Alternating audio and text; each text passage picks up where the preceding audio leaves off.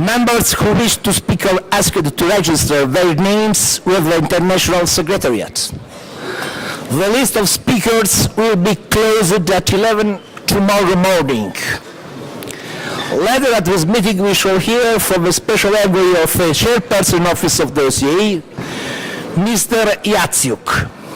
Mr. Yatsiuk has agreed to take questions after his address. Could I ask those members of the Joint Committee who wish to put questions to Mr. Yatsiuk or who wish to contribute to the discussions to please give their names to the procedural advisor. And now, our tradition, our good tradition, we have the pleasure to have here Ms. Barbara Plammer, President of the Austrian National Rat. It's a pleasure for us to be meeting in Vienna once again, to be welcomed by an active member of our Assembly. The winter meeting has been a key part of our program, and I am delighted to Ms. Plammer to address us. Thank you very much, Madam.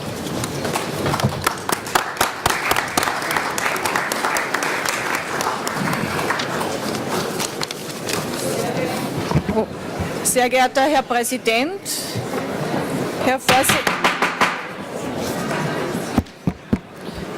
Ja, ich hoffe, es funktioniert, oder? Hören Sie mich? Ja?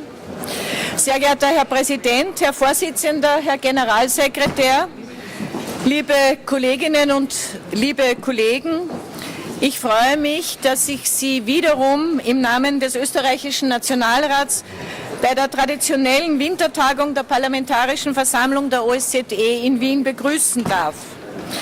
Seit unserer Herbsttagung in Tirana hat sich ja vieles getan. Vorweg möchte ich den irischen Freunden zum erfolgreichen Ministerrat in Dublin gratulieren. Wir sollten positiv hervorheben, dass es Ihnen mit viel Einsatz und großer Kompetenz gelungen ist, trotz schwieriger Zeiten ein zufriedenstellendes Ergebnis zu erzielen. In Dublin wurde der Auftrag zur Erstellung einer Art Roadmap für die Organisation bis 2015, 40 Jahre nach Annahme der Schlussakte von Helsinki, verabschiedet. Dieser Helsinki plus 40-Prozess ist eine einzigartige Chance, um bis 2015 in Zusammenarbeit mit den Vorsitzländern Ukraine, der Schweiz und Serbien klare Fortschritte in den der OSZE anvertrauten Sicherheitsfragen zu erzielen. Nun ist die OSZE gefordert, diese politische Weichenstellung mit konkreten Inhalten zu füllen, und dazu wird selbstverständlich auch die Parlamentarische Versammlung ihren Beitrag leisten.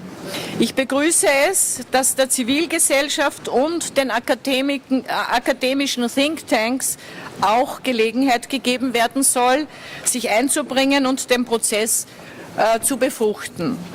Kritisch anmerken möchte ich, dass in Dublin bereits das zweite OSZE-Ministertreffen war, bei dem es keinen Beschluss in der menschlichen Dimension gegeben hat. Dies muss uns als Parlamentarierinnen und Parlamentarier besonders mit Sorge erfüllen.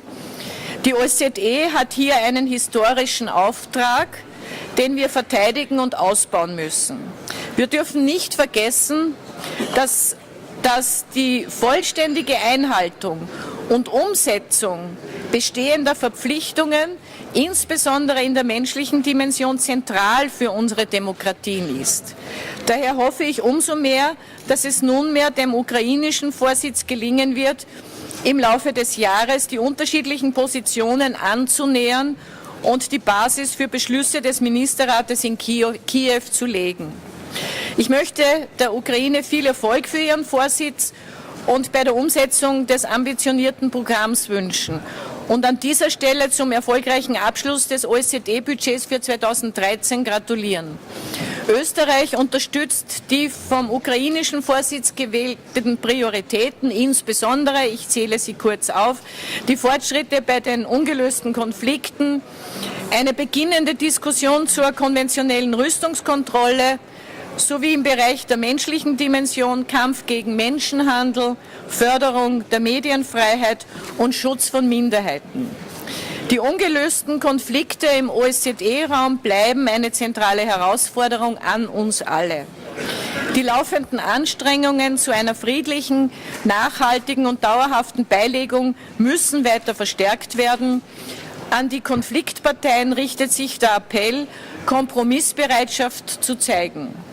Das OSZE-Instrumentarium vertrauens- und sicherheitsbildender Maßnahmen, wie zum Beispiel die Intensivierung menschlicher Kontakte, ist voll auszuschöpfen. Meine Damen und Herren, die politisch-militärische Dimension und das Bemühen um Schaffung von mehr gegenseitigem Vertrauen und Transparenz sind und bleiben eine Kernaufgabe der OSZE.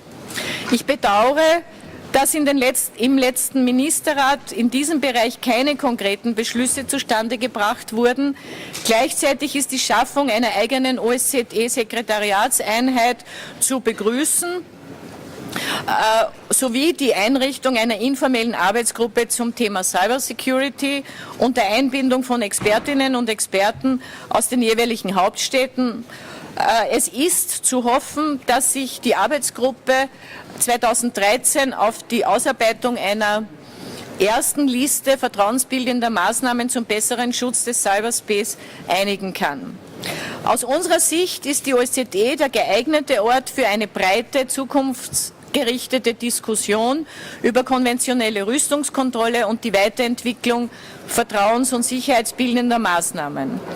Umso bedauerlicher ist der Stillstand rund um den Vertrag über konventionelle Streitkräfte.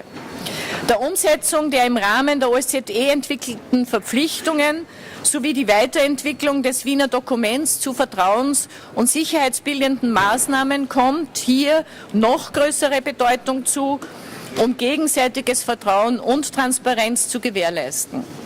Beide sind Grundvoraussetzungen für die beim OSZE-Gipfel in Astana in Auftrag gegebene Schaffung einer Sicherheitsgemeinschaft von Vancouver bis Vladivostok. Die Entwicklungen bei der Rüstungskontrolle und bei Abrüstung hängen auch mit dem Stand bei den Massenvernichtungswaffen zusammen. Biologische und chemische Massenvernichtungswaffen sind bereits verboten. Im Bereich der nuklearen Abrüstung hoffen wir auf eine Fortsetzung und Ausweitung der positiven Zusammenarbeit der USA und Russland aus den vergangenen Jahren. Auf multilateraler Ebene gibt es neben dem Atomwaffensperrvertrag, der von vielen als nicht weitgehend genug angesehen wird, leider nur den Atomtest-Stopp-Vertrag als verbindliches Instrumentarium. Der CTBT ist bekanntlich noch nicht in Kraft. Ich habe das auch bereits voriges Jahr angesprochen und kritisiert. Doch die Ratifikation durch Indonesien 2012 hat das unüberhörbare Signal gesendet, dass man nicht auf die USA und China warten muss, um weitere Schritte hin zum Inkrafttreten des CTBT zu setzen. Der zu verurteilende Atomtest Nordkoreas am 12. Februar hat einmal mehr die Bedeutung des raschen Inkrafttretens des CTBT für ein Ende des Ausbaus der Kernwaffenarsenale gezeigt. Österreich hat seit jeher der Abrüstung und Rüstungskontrolle vordringliche Bedeutung zugemessen.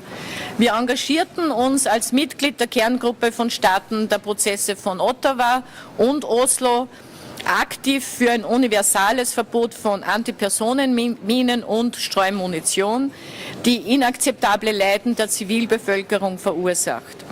Österreich lädt die Staaten, die das bisher noch nicht getan haben, diese Ratifizierung ein, sich möglichst rasch dem internationalen Streumunitionsverbot anzuschließen.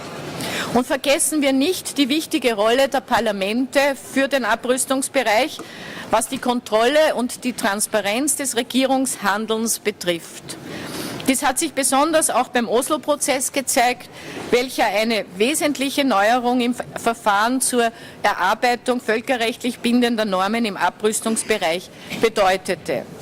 Meine Damen und Herren, lassen Sie mich mit zwei Feststellungen schließen, die mir besonders am Herzen liegen. Erstens, dass unsere Parlamentarische Versammlung mit ihrer Wahlbeobachtertätigkeit einen grundlegenden Beitrag zur demokratischen Entwicklung im OSZE-Raum leistet. 2012 hat erneut deutlich gezeigt, wie wichtig diese Arbeit ist. Die Beobachtung und Beurteilung von Politikerinnen und Politikern, die selber Wahlen zu schlagen haben und daher persönliche und institutionelle Erfahrung einbringen können, ist ein essentieller Teil der OSZE-Wahlbeobachtung. Ich darf Ihnen versichern, dass das österreichische Parlament auch in Hinkunft intensiv an den Wahlbeobachtungsmissionen der Versammlung teilnehmen wird. Zweitens möchte ich aber auch kritisch auf einen Punkt hinweisen, der mich mit großer Sorge erfüllt. Die fehlende Zusammenarbeit aller OSZE-Akteure bei den Wahlbeobachtungen.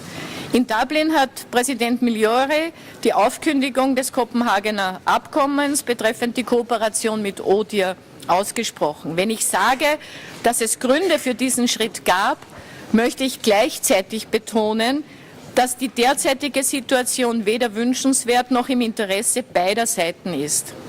Die Rolle von ODIHR ist uns allen gut bekannt und dessen Arbeit ist auch sehr wichtig. Wir sind uns dessen bewusst. Die Wahlbeobachtung ist jedoch niemandes Monopol, auch nicht von ODIHR. Es ist ein gemeinsames Unterfangen. Im Laufe der Zeit haben sich Empfindsamkeiten aufgebaut, sodass man nicht ohne weiteres zur Tagesordnung übergehen kann. Wir dürfen jedoch auch nicht das Kind mit dem Bade ausschütten. Wir brauchen den vertrauensvollen und respektvollen Umgang miteinander und einen vollen und ungehinderten Austausch von Informationen. Ein funktionierendes Miteinander ist in unser aller Interesse. Getrennte Wege schwächen den Stellenwert der OSZE-Wahlbeobachtung und die OSZE insgesamt. Und nicht zuletzt sei daran erinnert, dass die Qualität von Wahlen das Fundament unserer Legitimation als Parlamentarierinnen und Parlamentarier ist. Wir haben in der OSZE Expertise, um die uns andere beneiden. Wir sollten dieses große Kapital nicht leichtfertig aufs Spiel setzen. Wir müssen und wollen die nächsten Schritte in aller Gelassenheit setzen und aufeinander zugehen. Hier sind beide Seiten gefragt, ihre Anstrengungen zu verdoppeln. Bei den kommenden Wahlbeobachtungen sollten wir gemeinsam zu klaren Evaluierungen kommen und möglichst mit einer Stimme sprechen. Ich bin sicher, dass es in den nächsten Monaten gelingen wird, die Zusammenarbeit wieder auf eine gemeinsame, taugliche Basis zu stellen. Ich wünsche Ihnen nun und uns allen eine erfolgreiche Arbeit in den kommenden 2 Tagen und ich freue mich natürlich besonders, so wie jedes Jahr, dass ich Sie heute am Abend in das österreichische Parlament, in die Säulenhalle einladen darf zu unserem schon traditionellen Zusammentreffen anlässlich der Wintertagung der Parlamentarischen Versammlung. Und dieses Zusammentreffen soll auch die Möglichkeit geben, noch näher aufeinander zuzugehen. Alles Gute.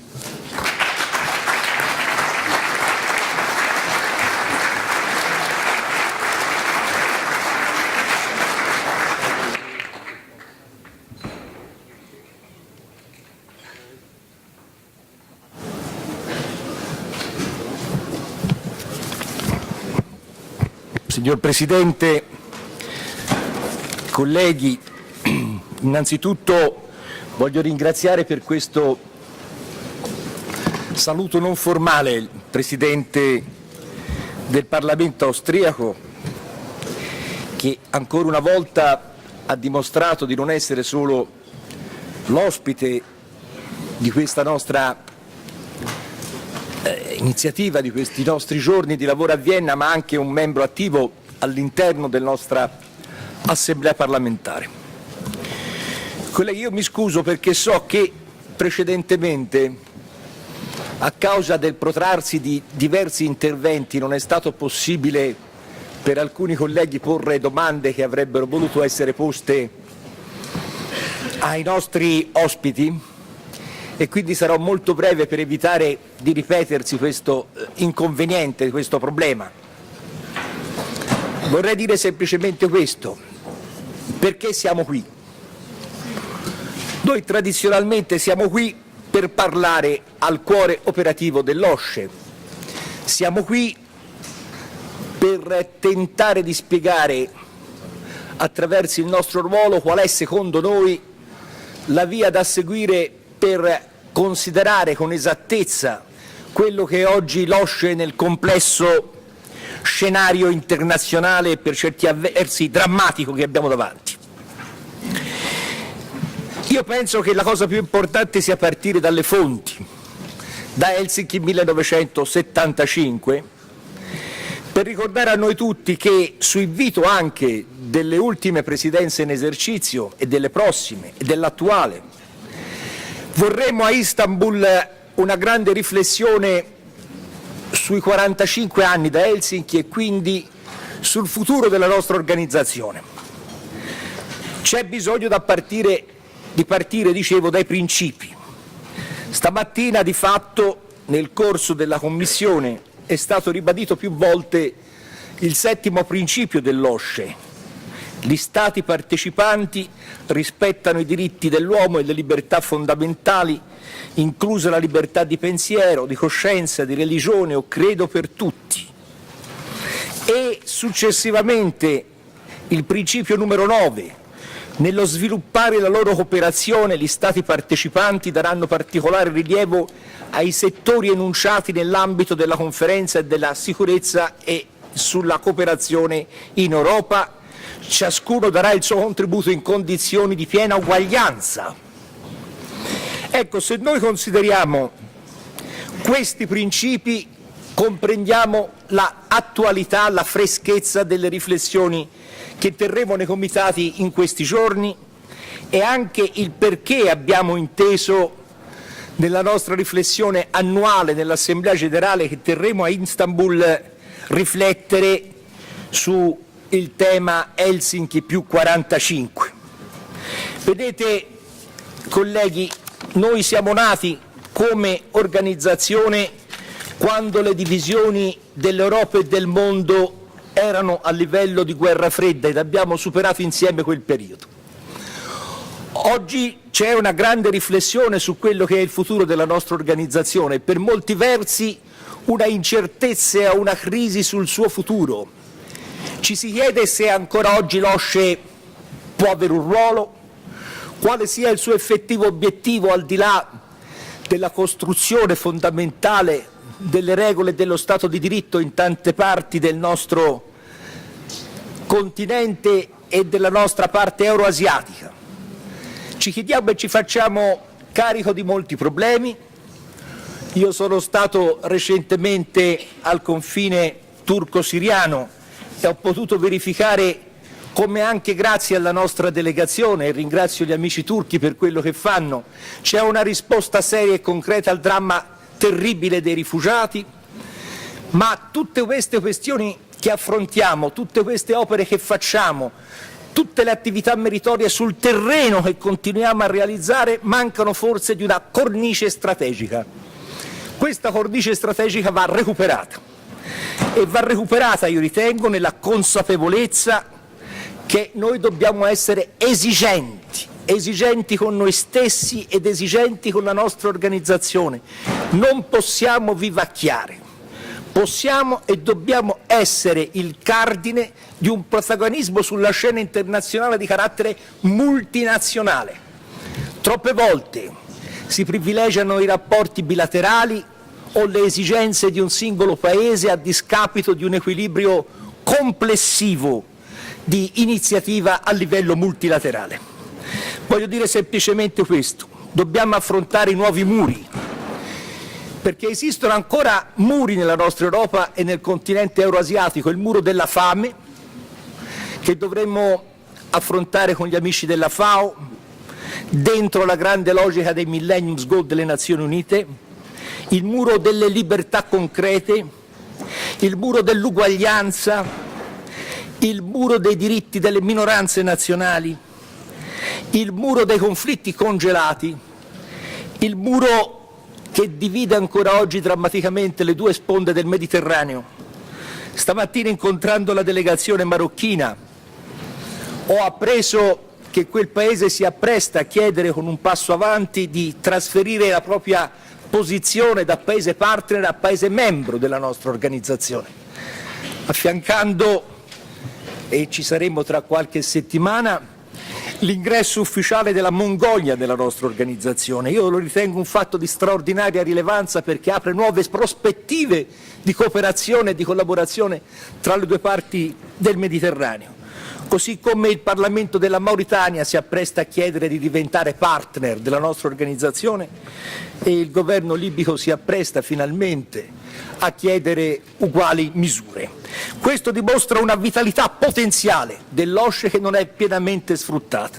L'Assemblea parlamentare deve avere l'orgoglio, l'ambizione di in qualche misura indicare le strade future alla nostra organizzazione. Io penso che questo sia il nostro ruolo, sia un ruolo importante, determinante, sia il ruolo di chi si sente impegnato sul serio, sul terreno, a rappresentare una moltitudine di uomini e di donne che vogliono vivere nelle libertà fondamentali e nella sicurezza. Ecco, troppe volte sminuiamo il nostro ruolo. Quando ero a Yerevan in questi giorni, in questa settimana lunga di monitoraggio elettorale, ho sentito il rappresentante del Parlamento europeo, giustamente, con enfasi sottolineare che quel Parlamento rappresenta oltre 400 milioni di uomini e che quindi ha una voce autorevole. E scherzando con i colleghi che erano con me presenti, dicevo che se questo orgoglio che risiede giustamente nel Parlamento europeo a livello di logica fosse trasferito automaticamente in quello che è il nostro Parlamento, dovremmo dire, come io dico adesso, che rappresentando 1 miliardo di cittadini siamo la più grande organizzazione interparlamentare del mondo e non dobbiamo avere paure di subalternità o di chi che sia, dovendo dimostrare semplicemente attraverso questa nostra rappresentanza la forza, il coraggio, la voglia di cambiamento per quel che riguarda i nostri paesi e i nostri popoli, per avere un'organizzazione degna del suo grande passato, perché questa organizzazione può avere anche un grande futuro. Io penso che questi siano gli elementi fondamentali per i quali a Istanbul cercheremo di dare un'iniezione di speranza a un'organizzazione che penso ne abbia bisogno. Vi ringrazio per l'attenzione.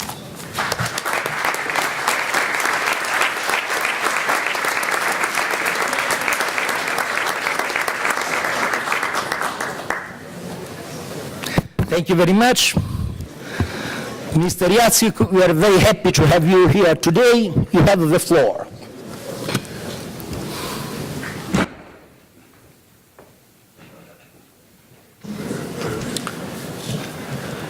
Mr. President, Madam the Speaker, Your Excellencies, ladies and gentlemen, it is a distinct pleasure for me to address today the OSCE Parliamentary Assembly on behalf of the OSCE Chairperson in Office, Minister for Foreign Affairs of Ukraine, His Excellency Mr. Leonid Kozhara. As Minister Kozhara acknowledged in his presentation of Ukraine's OSCE chairmanship priorities on 17th January, the OSCE Parliamentary Assembly plays a vital role and has an important contribution to make in promoting the organization's values, norms and commitments, and strengthening the effectiveness of our organization. The Assembly implements this through parliamentary diplomacy throughout our region and through mechanisms such as this, which allow for a frank and thorough exchange of views on the priorities and challenges that the OSCE faces.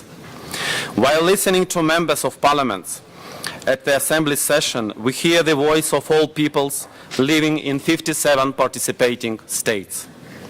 Your work in the field of elections is indispensable to the organization. Election monitoring is one of the hallmarks of the OSCE. I hope that all efforts are made to ensure cooperation and coherence in our activities in this area in order to reinforce OSCE's credibility in the sphere of election observation. The OSCE has distinguished features which make it unparalleled on the Euro-Atlantic and Eurasian security institutional landscape. What it offers its participating states is unique, a format where security threats, both real and perceived, are frankly discussed and addressed in a transparent, comprehensive and inclusive manner. We need to preserve this feature and make full use of the potential the organization has to offer. The discussions in the Parliamentary Assembly are an indispensable part of this patchwork of formats that the OSCE offers for such an exchange of views and mapping of common action. As Chair, we will take good note of the debates, suggestions and contributions of the sessions during the next 2 days. Ukraine sees its chairmanship's mission in promoting common vision of common goals by all 57 participating states, leading to common action in addressing the emerging security threats and challenges of the 21st century. The Parliamentary Assembly role in facilitating interparliamentary dialogue towards the same objectives is essential for the success of our organization. Ukraine, given our positioning on the OSCE space map, has the potential during this year and beyond to play the role of bridge builder across dividing lines and diverging views. As Minister Kajara stated in January, it is an honorable mission that we take with great responsibility. Allow me to give you an overview of Ukraine's priority for 2013. We look forward to the Parliamentary Assembly's assistance and support in our efforts to bring them to fruition during the coming months, and in particular in the lead to the Ministerial Council in Kyiv, scheduled for the 5th and 6th of December 2013. In the first dimension, we aim at promoting a future-oriented strategic discussion on conventional arms control and confidence and security-building measures, and enhancing the OSCE political military instruments. In relation to the protracted conflicts, we will strive to re-energize the existing negotiating formats, to promote confidence-building measures, and to address humanitarian needs on the ground. Ukraine is strongly determined to facilitate the Transnistrian settlement process. Following the visit to Moldova by the OSCE chairperson in January, the first talks in the 5+2 format were held on 19 February in Lviv. The Ukrainian chairmanship will further encourage the parties involved to move forward in solving existing social and economic problems and to advance towards a lasting political solution. Supporting the work within the framework of the Geneva discussions and the efforts of the OSCE Minsk Group co-chairs will remain an equally important task for the Ukrainian chairmanship. We are currently finalizing our ideas for the annual Security Review Conference, where we hope to have a robust discussion on where the organization stands in relation to its work in both identifying and addressing transnational threats. In this context, it is important that we further develop and operationalize possible OSCE responses to new challenges and threats that have impact to the security of the OSCE states bordering Afghanistan. In the second dimension, the chairmanship will build upon ongoing discussions for the possible adaptation of the 2003 Maastricht Strategy document to current challenges. This year, the Economic Forum will provide us with an opportunity to discuss energy and environmental challenges to security and promote energy efficiency and renewable energy cooperation in the OSCE area.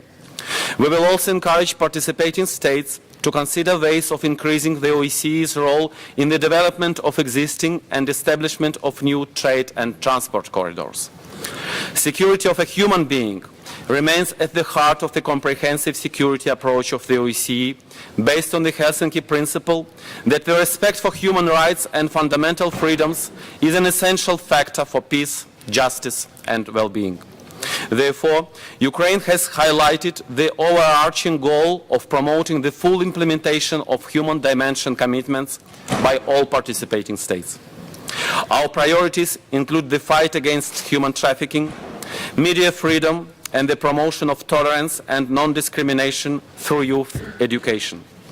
We will also work towards encouraging a constructive and forward-looking discussion of a wide range of human dimension issues which are relevant to all OSCE participating states.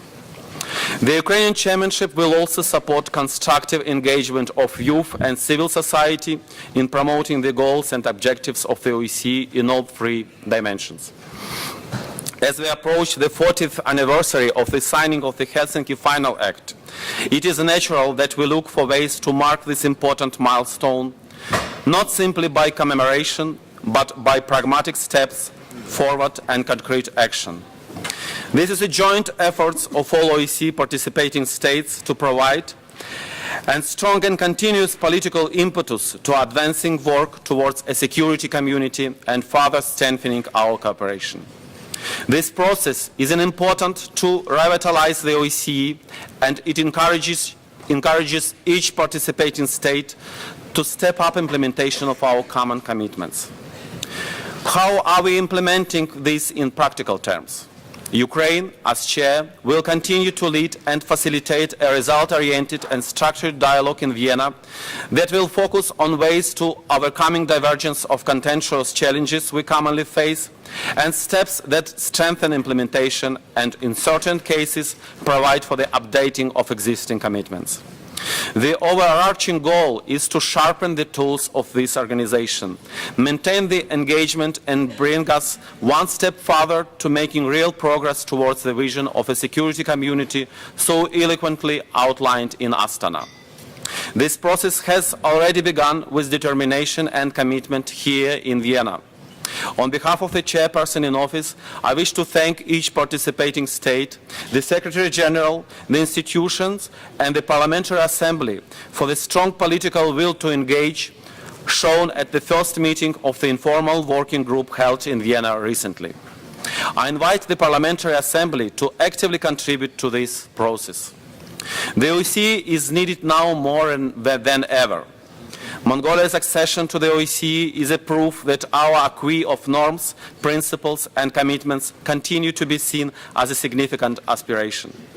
Comprehensiveness and inclusiveness are our strengths, which offer real opportunity if we are willing to provide the necessary political will for the organization to live up to its potential and to achieve its objectives. Re-energizing the OSCE and to equip it to adequately face the challenges of the 21st century should be our guiding principle. On behalf of the chairperson in office, I would like to confirm the readiness of the Ukrainian chairmanship to work closely with the Parliamentary Assembly in order to further these objectives. I thank you, Mr. President.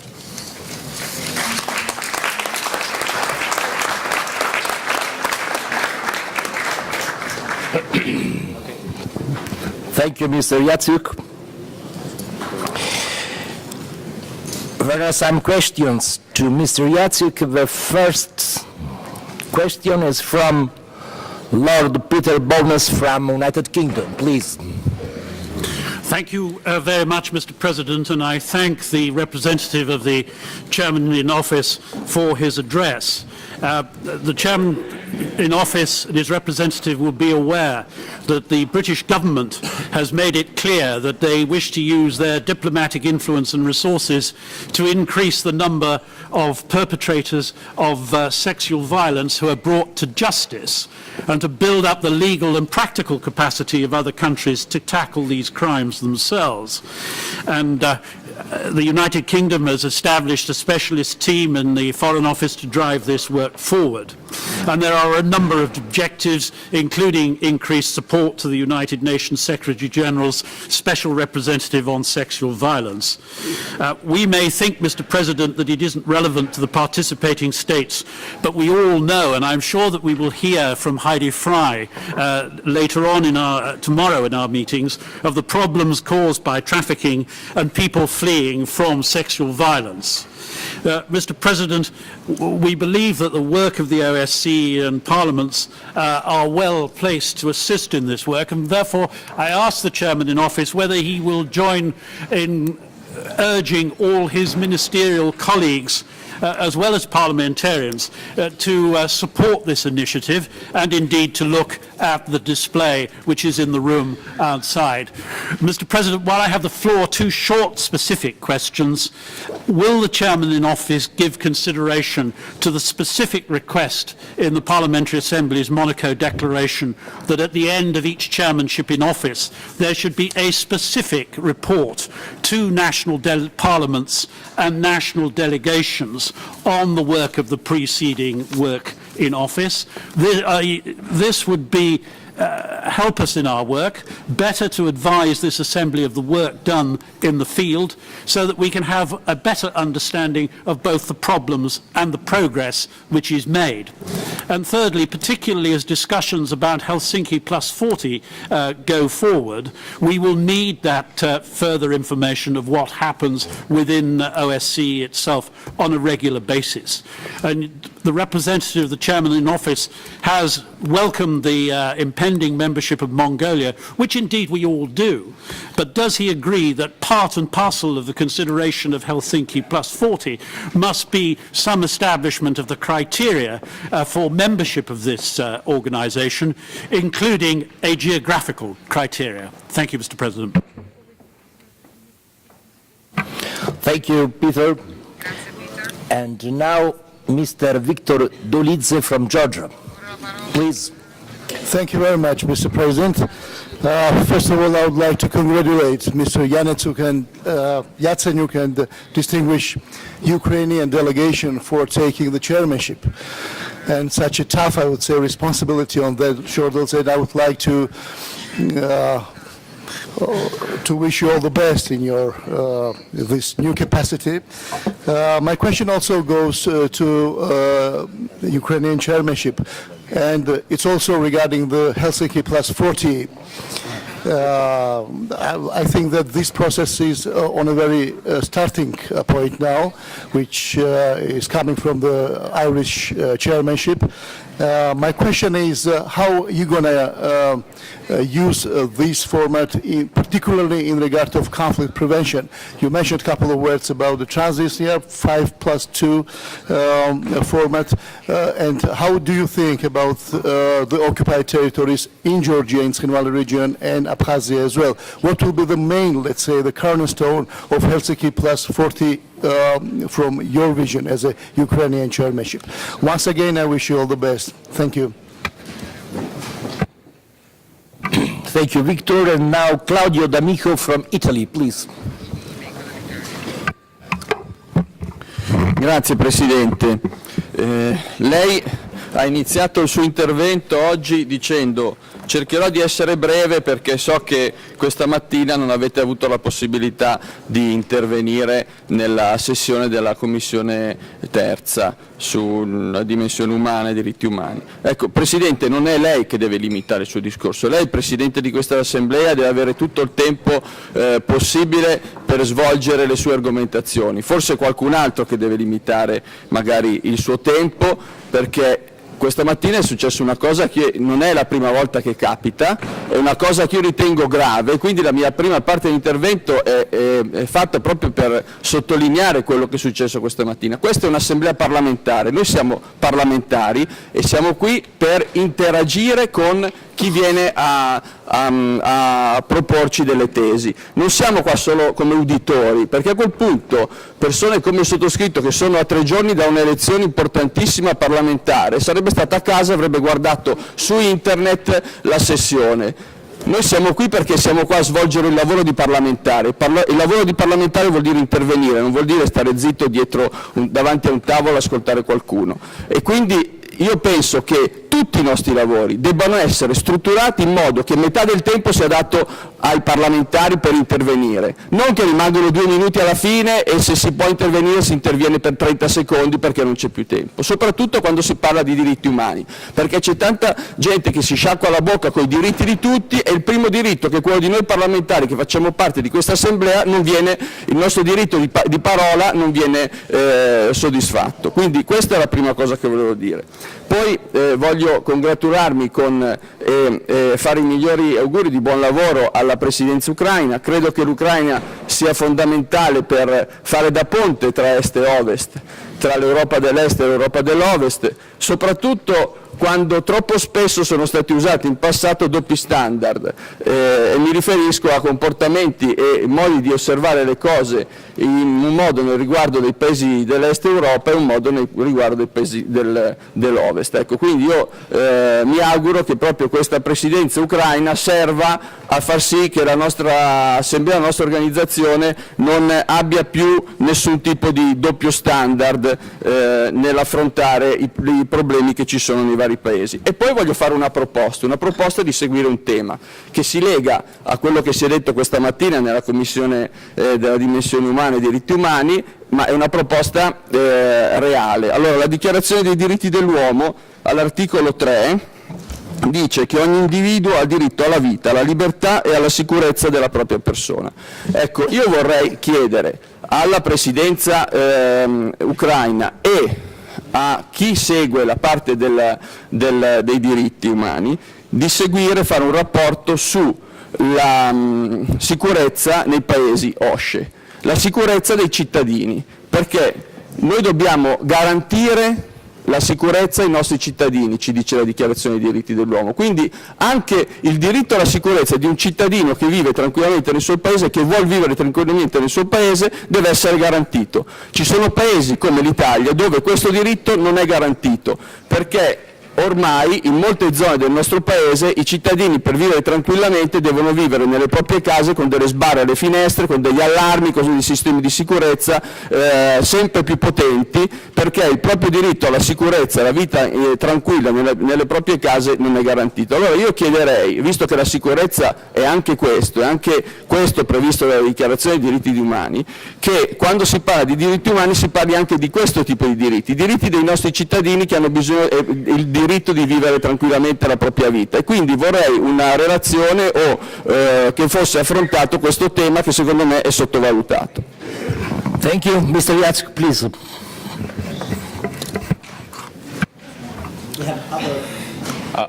Absolutely.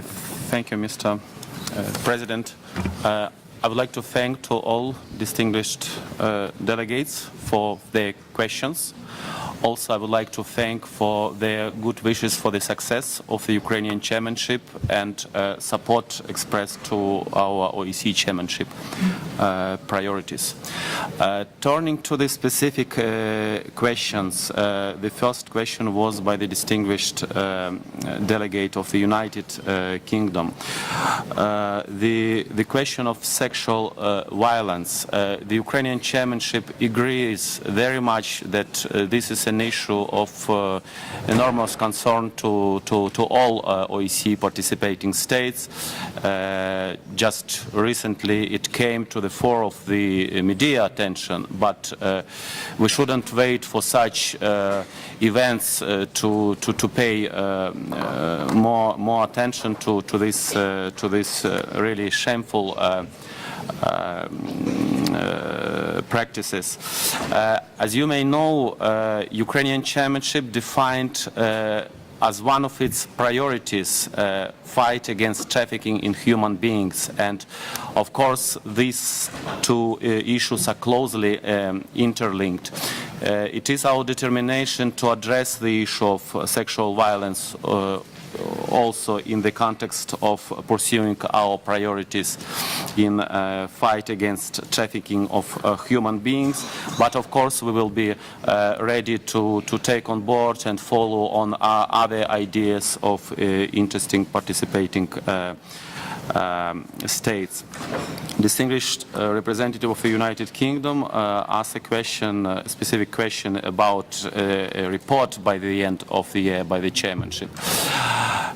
It should be known that this organization prepares an annual report, which is a comprehensive report about the OSCE activities for the year, and part of this report also includes a specific section on the activities of the chairmanship.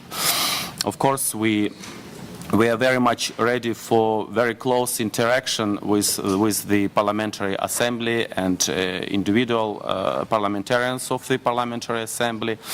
The chairman in office is looking forward to his participation in the summer session of the Parliamentary Assembly in Istanbul, and this will be quite a good opportunity for him to exchange in person with you on the topical issues on the agenda of our organization. Also, there was a question about criteria for membership. I should say that in the context of Mongolia adherence to this organization, there was a common understanding among participating states that a special attention should be paid to this particular topic, and you might be assured that there will be a follow-up, proper follow-up on this issue. To the question of the distinguished representative of Georgia on the conflict prevention and how this will be reflected in the context of Helsinki plus 40 process. I will explain you a very straightforward approach of the Ukrainian OSCE chairmanship. Conflicts and contributing to their settlement is at the very core of the essence of this organization, and it is absolutely understood that we cannot expect full success of the Helsinki plus 40 process without addressing this issue. But the distinguished representative of Georgia mentioned Ukrainian chairmanship attention to the protracted conflicts. Of course, we do not differentiate between conflicts on their importance or gravity of seriousness. We pay equal attention to all protracted conflicts in the OSCE space, and of course, as the chairman in office said in his presentation of priorities in Vienna on the 17th of January, as I reiterated this just a few minutes ago in my presentation. For example, Geneva discussions is also very much at the core of our attention, and we intend to do everything what is in our capacity to facilitate this process. To the question of the, first of all, I would like to thank again the distinguished representative of Italy for his wishes of success to the Ukrainian chairmanship. He made a very valid point that this organization should pay equal attention to all parts of the OSCE realm, and I have to confirm that balanced attention to not only to the three dimensions of the organization activities, but also territorially balanced attention is one of the underlying principles of the Ukrainian chairmanship. I agree very much that the OSCE, it is important for the OSCE to be more present also to the west of Vienna, not least that citizens of the OSCE participating states to the west of Vienna know more about this organization, what it is doing. In this context, I would like to inform you about one initiative of our Ukrainian chairmanship. We think that contributing to this goal, it will be very much important to engage youth and younger generation at this very stage. So we came with an initiative to organize in Ukraine, in Crimea. We will invite delegations from all participating states. This will be young representative of all participating states of the age of from 12 to 16 years old to participate in this event. And we hope this will be another contribution to bring OSCE on the one part closer to our citizens, to the citizens of our states, but also to raise profile of the OSCE in all parts of the OSCE realm.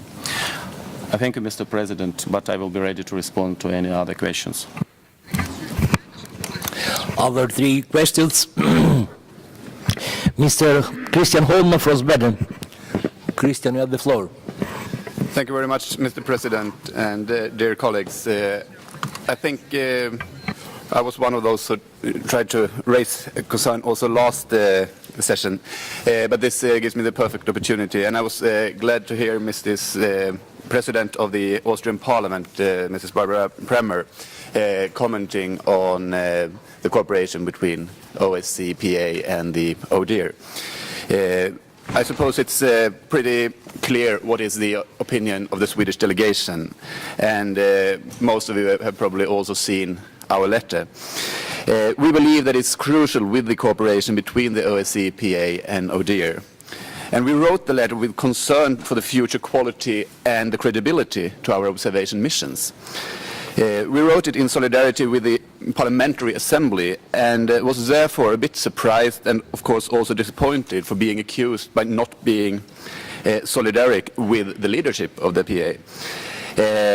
And in the response letter it was also referred to the former President of the Parliamentary Assembly, Mr. Göran Lennmarker. So I felt forced to have a meeting with him to sit down and actually discuss.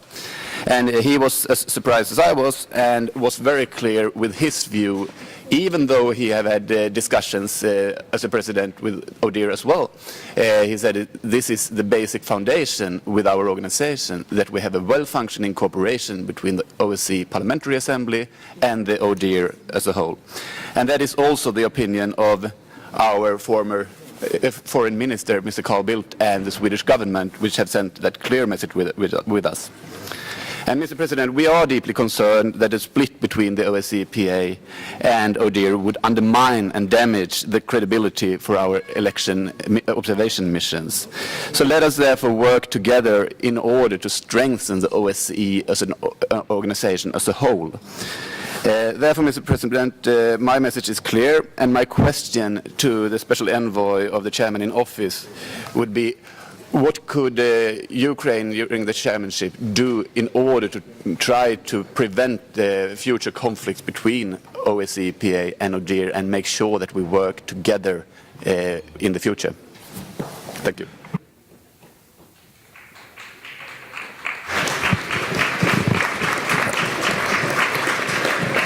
Thank you, Christian. And now Alain Marie from France. Oui, merci, Monsieur le Président. Je tiens à remercier les intervenants qui se sont exprimés. Je crois que la décision de lancer le processus Helsinki plus 40 est une chance pour l'OSCE et doit donner une impulsion politique forte pour les 3 années qui viennent. Elle a le mérite de réaffirmer les engagements de l'OSCE. Et je pense que les présidences ukrainiennes, suisses et serbes vont devoir collaborer étroitement en vue d'établir un dialogue stratégique, notamment avec le groupe de travail informel élargi. La présidence ukrainienne a une responsabilité spécifique et je lui souhaite succès et réussite. Il lui revient en effet de lancer le processus. C'est donc d'elle que l'on attend la détermination des résultats attendus, des thèmes à traiter et des modalités des débats. Comment entend-elle mener cette mission et quelle collaboration entend-elle développer avec les présidences suivantes, à savoir suisse et serbe? L'OSCE doit mettre son expérience et son expertise à contribution pour œuvrer à la résolution des conflits qui durent depuis trop longtemps.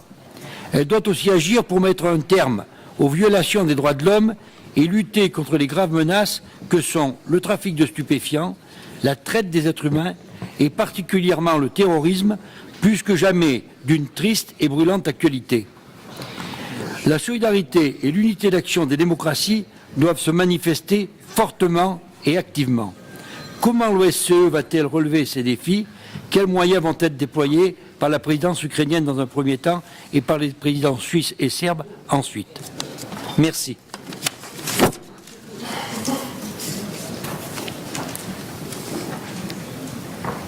Thank you very much. And now Mr. Voridis from Greece. Thank you, Mr. Chair. Let me add my best wishes to the Ukrainian presidency for a successful presidency.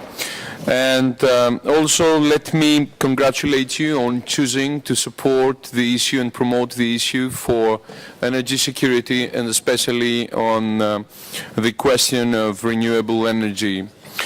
But let me also put a quite straightforward question. You have talked, quite rightly so, for the great issue and the great concern that we must have for trafficking of human beings.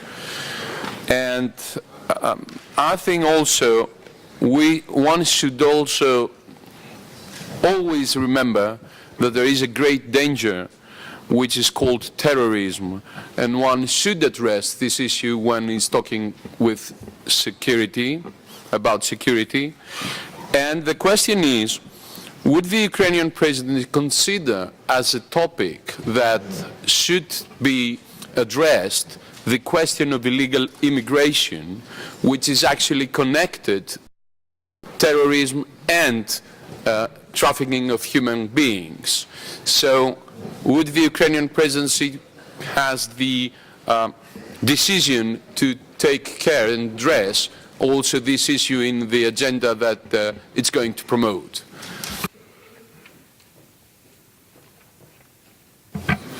Thank you very much. Mr. Yatsuk, please.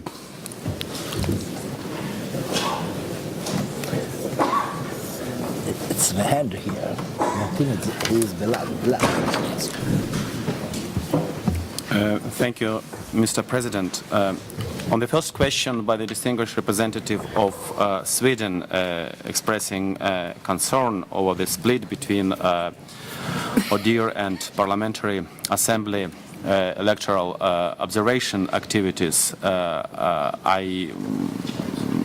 I stated in my address delivered on behalf of the OSCE chairmanship in office that we really recognize the election monitoring as one of the hallmarks of the OSCE, and we hope that all efforts are made to ensure cooperation and coherence in our activities in this area in order to reinforce OSCE's credibility in the sphere of election observation.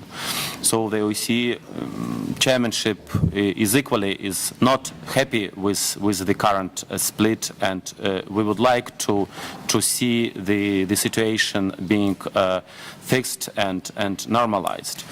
If the chairmanship will be requested to play a role, we will do our utmost. At the same time, we should also be aware about the autonomous status of those both institutions. And for the Ukrainian chairmanship, this principle of autonomous character of activities of those two institutions is equally very dear. So there has to be found a balance between those two really indeed major preoccupations.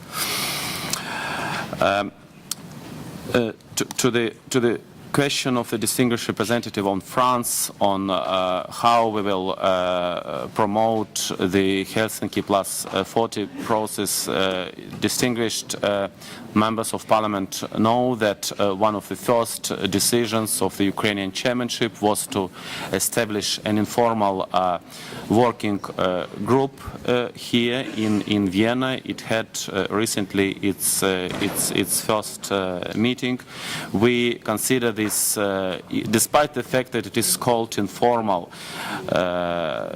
we consider this as a main vehicle to promote the Helsinki Plus 40 process. We attach great importance to the all-inclusiveness of this process, that all views are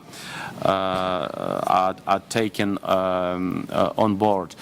We do believe that this is still a long-term process. We still have 3 years ahead of us. So we do believe it would be important that after the end of each consecutive chairmanship, that is of Ukrainian chairmanship, next Swiss chairmanship, and in the end this will be Serbian chairmanship, we kind of take stock of what we achieved during the year, and we reflect this in appropriate decisions by the OSCE Ministerial Council. But once again, this is an endeavor for all participating states, with all the importance that the chairmanship plays in this process. It is still up to the participating states to show, to demonstrate the proper political will to make sure that in 2015 we just not congratulate this organization on its 40th anniversary, but really we adopt very concrete guidance for this organization's future activities. And I use this opportunity to request you, as representing peoples of participating states, also to make a contribution to this process, that in the end we have successful outcomes. On the last question on the issue of illegal immigration, I have to be very frank with you. This is issue within the scope of our attention, and of course we are ready to pursue on them. At the same time, there is also a danger if we expand too much the agenda of every chairmanship. We might wish to achieve good results in too many areas, and in the end we don't have any results at all. So we will also take on board this particular concern, but of course the issue of illegal immigration, and with all the dangers it brings with it to the security in the OSCE realm, of course this is a very valid issue, and this is within the scope of attention of our chairmanship. Thank you, Mr. President. The last two questions, Mr. Allison from Canada. Thank you, Mr. Chair. To my fellow parliamentarians, congratulating Ukraine on taking the chairmanship for the OSCE for 2013. Canada and Ukraine enjoy a close relationship, not least because there are over 1 million Ukrainian Canadians. In 1991, Canada became the first Western nation to recognize Ukraine's independence, and in 2008, Canada became the first country in the world to recognize the Holodomor. The 1932-1933 famine, deliberately created by Joseph Stalin, was an act of genocide. Canada has been a strong supporter of Ukraine's democratic transition and has also provided assistance in relation to economic and institutional reforms in the country. In December 2010, Canada agreed to support a reform of the Ukrainian youth justice system by being undertaken by the Supreme Court of Ukraine. Last spring, our House of Commons Foreign Affairs Committee visited Ukraine. The report expressed concern at the increasing centralization of power that has occurred since 2010, the lack of judicial independence, and the weak rule of law. 12 Canadian parliamentarians, as well as a delegation of over 500 Canadian election observers, participated in the mission to Ukraine in 2012, shared the concerns expressed by the mission's special coordinator regarding the election process, during which leading opposition figures remained imprisoned following trials considered to be unfair by the OSCE. Colleagues, in light of these recent developments, I am pleased that the Ukrainian chairmanship in office has placed high in its list of priorities for 2013 efforts to counter organized crime and trafficking in persons, as well as the number of human dimension commitments, including the protection of rights of national minorities, gender equality, interreligious dialogue, democratic elections, and media freedom. I recall this Assembly's resolution on Ukraine in our Monaco Declaration, stressing that the Chairman in office has a special responsibility to meet OSCE commitments regarding democracy, human rights, and the rule of law. So my question is, how will Ukraine take this opportunity in 2013 to lead by example? Thank you very much for your attention.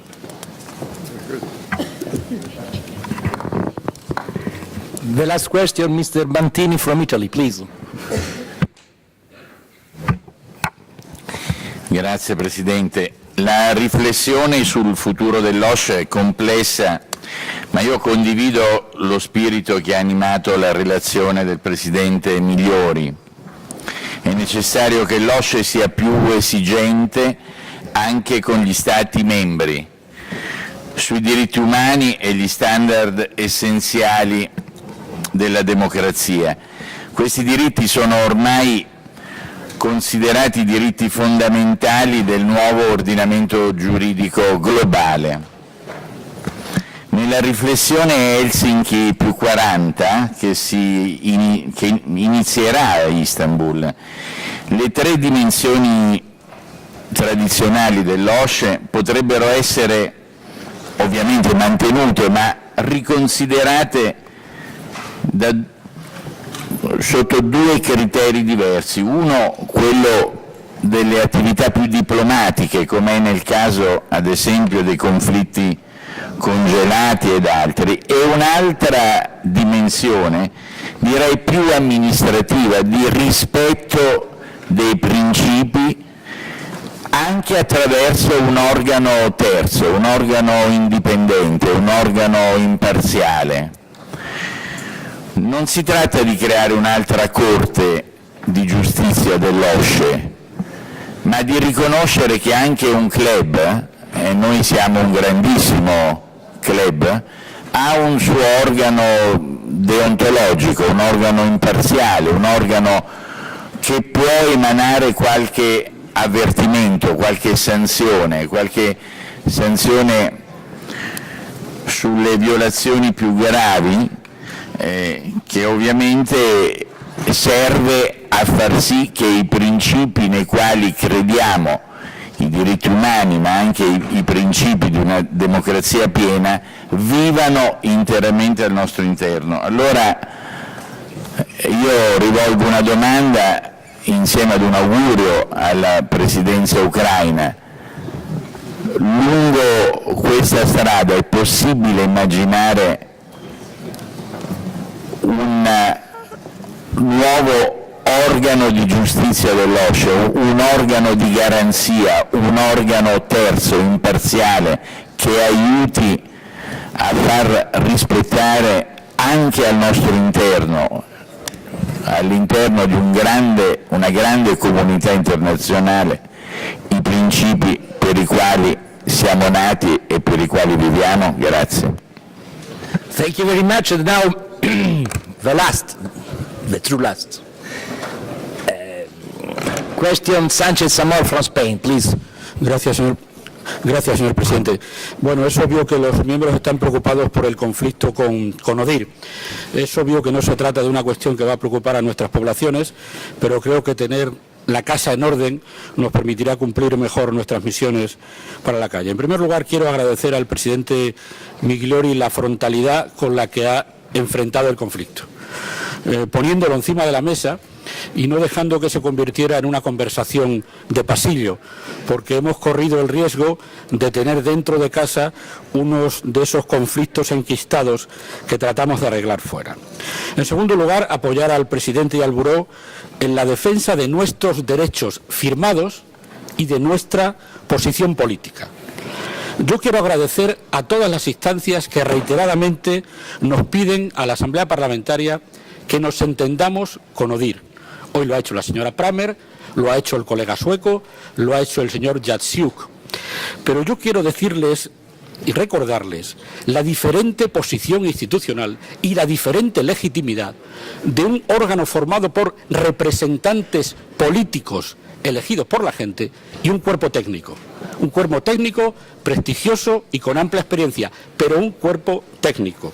Por tanto, no hay que perder esta perspectiva cuando se nos riñe como si fuésemos niños peleando en el patio del colegio. No, señores, no se trata de decirnos llévense ustedes bien. Hay que analizar quién está incumpliendo sus compromisos firmados. No basta con decir entiéndanse. Eso no es una posición política, sobre todo porque lo que nos falta a los miembros de la Asamblea Parlamentaria es una explicación de por qué ese cuerpo técnico viola flagrantemente los acuerdos que tiene firmados con nosotros? ¿Por qué actúa de una forma tan inadecuada con los representantes especiales que nosotros designamos para las elecciones? ¿Cómo justifican los gestos inamistosos que han hecho con esta institución? Porque nosotros somos políticos y nosotros sabemos que un cuerpo técnico no entra en un conflicto con un órgano político si no tiene otro apoyo político detrás. Ningún cuerpo técnico se enfrenta a un cuerpo político, reitero, si no tiene otro apoyo político detrás. Y creo que la solución para este conflicto no es reiterar que tenemos que llevarnos bien. Creo que la solución es preguntar en cada parlamento a cada ministro de Exteriores si en este conflicto está con sus diputados o está con la ODIHR. Llevar a cada parlamento y a cada ministro esa cuestión concreta. Ustedes, señores ministros, ¿están con la Asamblea Parlamentaria, con sus diputados, o están con el cuerpo técnico? Porque así al menos saldremos de dudas. Nada más. Muchas gracias.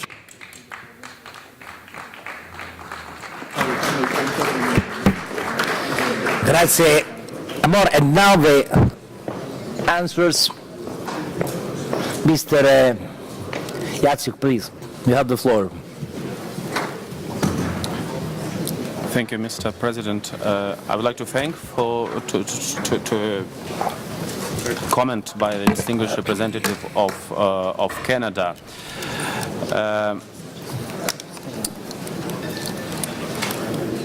He mentioned let me say concept of OSCE chairmanship as leading by example.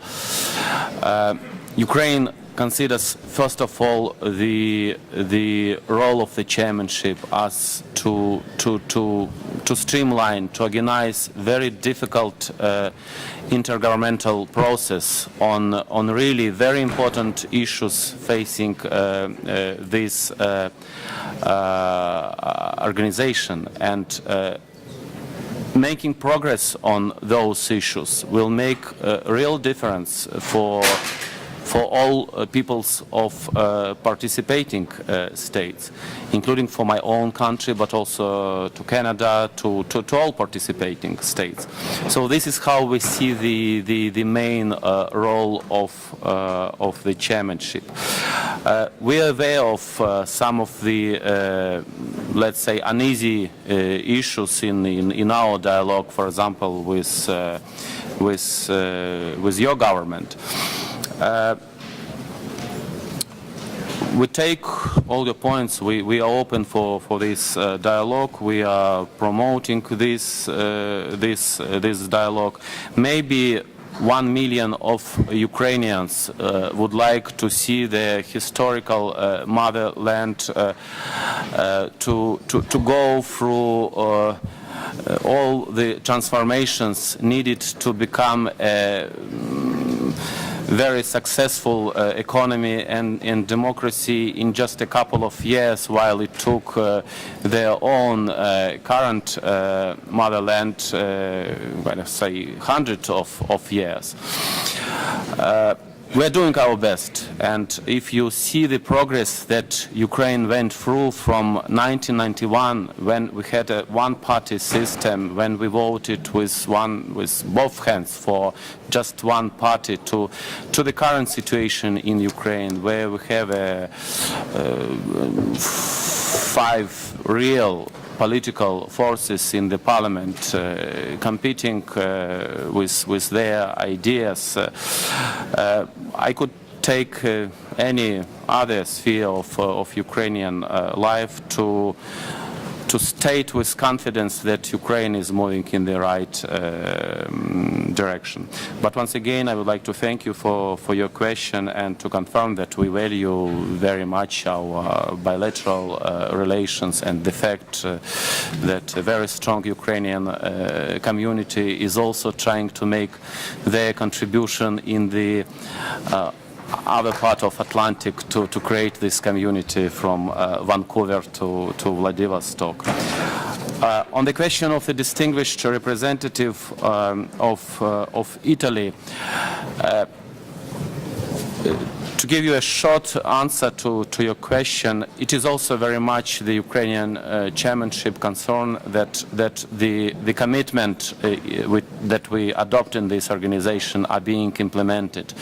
And indeed, this is a very valued issue that you raise, that there is a, if not an enforcement mechanism, but at least a mechanism which allow us to monitor the implementation of these commitments.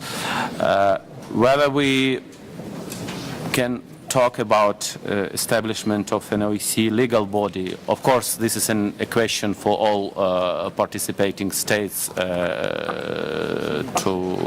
decide. If there is a political will among the all participating states to move this process forward, of course the Ukrainian chairmanship will duly fulfill its role in this process. I thank you, Mr. President, and also we take, of course, on board the comment made by the distinguished representative of Spain. I would like to thank you, Mr. President. Mr. Jacek, grazie per la sua disponibilità. Vorrei dire ai colleghi che l'ambasciatore Zaghier parlerà domani, ci sono già iscritti a parlare tutti quelli che volevano fare domande a Jacek, che le faranno domani all'ambasciatore Zaghier. Ringrazio il rappresentante della Presidenza in esercizio anche per le due belle notizie che ci ha dato. Questa assemblea dei giovani in Crimea, che pensiamo possa essere un elemento dinamico e di partecipazione ai nostri impegni, e anche questa risposta al collega Mantini circa l'esigenza di un organo di garanzia che verifichi la fattibilità degli impegni presi, mi sembra una bella notizia. Vi auguro buon lavoro. Session is closed.